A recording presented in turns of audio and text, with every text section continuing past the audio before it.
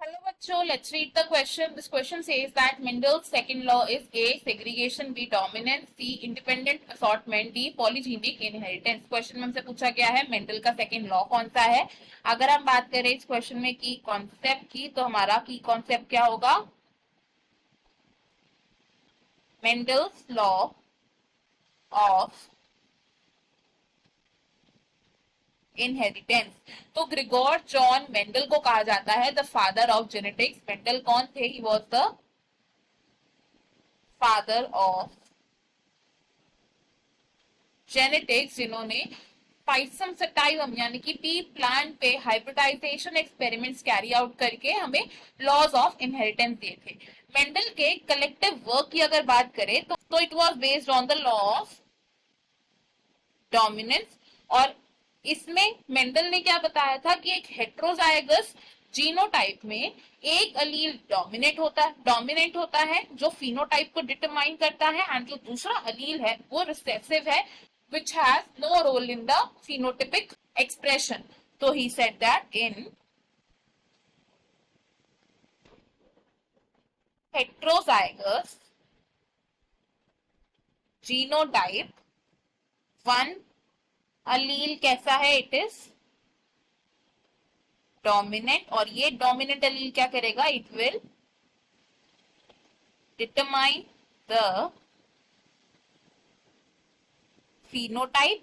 लेकिन जो दूसरा अलील है अदर अलील क्या है? इट इज रिसेसिव, और इसका कोई कंट्रीब्यूशन नहीं रहेगा in the determinant of the phenotype. अब मेंडल ने दिए थे लॉज ऑफ इनहेरिटेंस, जिसमें से जो फर्स्ट लॉ था मेंडल का, फर्स्ट लॉ ऑफ मेंडल को कहा जाता है the law of segregation. It is law of segregation है the first law of Mendel. और इस लॉ में मेंडल ने क्या बताया था कि during gamete formation alleles independently segregate करते हैं। अलील्स सेग्रीगेट ड्यूरिंग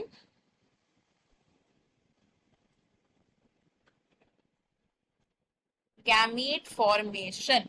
और अगर बात करें सेकेंड लॉ ऑफ मेंडल की, about the second law of Mendel, तो मेंडल ने जो सेकेंड लॉ दिया था it was a law of independent assortment. Law of